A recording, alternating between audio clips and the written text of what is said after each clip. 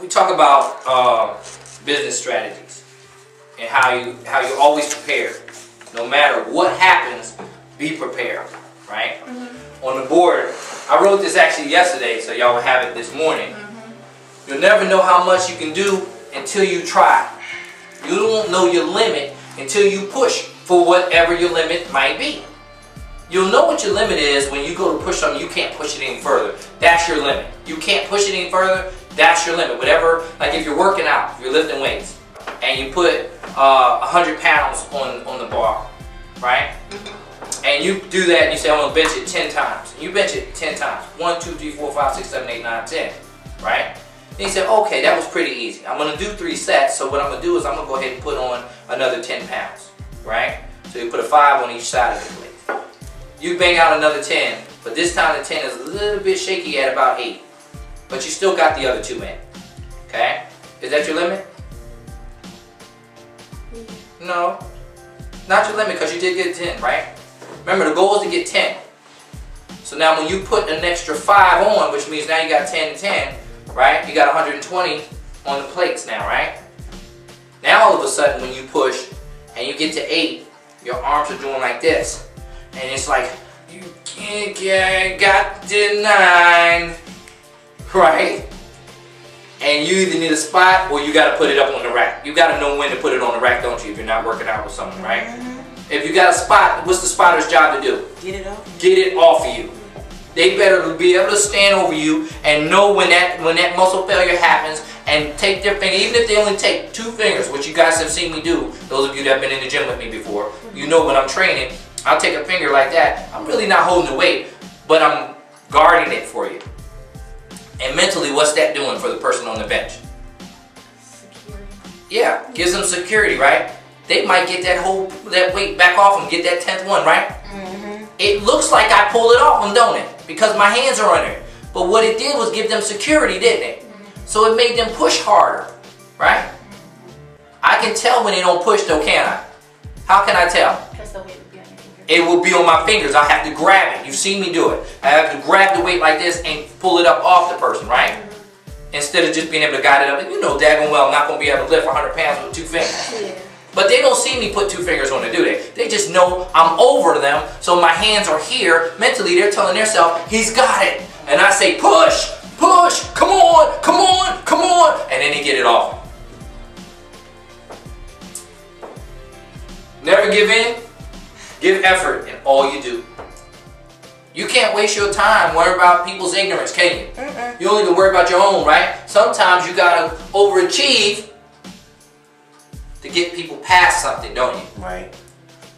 Remember, I'm always talking about we got to be 10 times better than these other companies to get the same client base for less money. The resorts sell for way more than we sell, right? But who gives the best service, would you think? Hands down.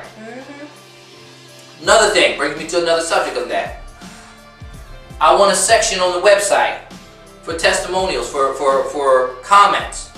Because it was brought up to me today. See, I put that in my register banks. Guess who said that to me today?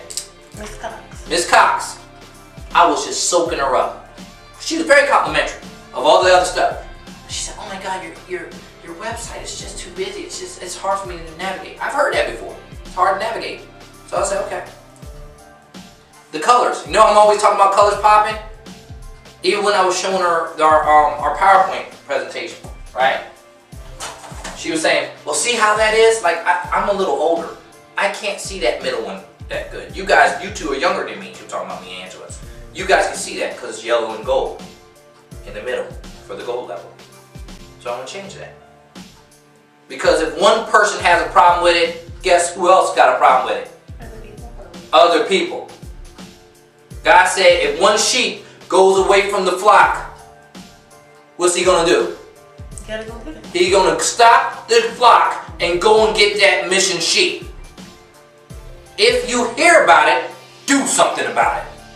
Can't do nothing about people don't say nothing, but if someone says something, doggone it, no arguments, no talking about people, let's get it done. Because we're here for them in the first place. It's great because that's called constructive criticism. That is not destructive criticism. That is something that makes you powerful, y'all. People like to be a part of a change. You hear me? If you say you got a problem with something and somebody does something about it, don't you feel better? That started back in school too, didn't it? Somebody got on your nerve, they sit right beside you, and you tell the teacher, look, he bothering me. She's talking to me. You get me in trouble, she won't stop. I keep getting in trouble because I'm laughing. Right. It's cool for now the teacher's doing something. Hey, Michael, you get to sit over here. You sit over there. But she don't move you. That means she believes you when she don't move you. Whoever the one is being moved generally is the one who's causing the disturbance. But kids don't always know that. Sometimes a child says, well, why is she moving Mike? I want to move too. You won. Know when you won. That's how you get better. You don't get better by what you do well. Hear me. You don't get better by what you do well. Because 9 times out of 10, that's not what you're going to hear about. It's what you don't do well that you better listen to. Now remember, I know it sounds almost like a contradiction. I say, don't work on stuff that you don't do well. But that's not what I said, is it? Don't dwell on stuff you don't do well. Find people that do that well and network with them so that you can focus on doing what you do best. That's what I said.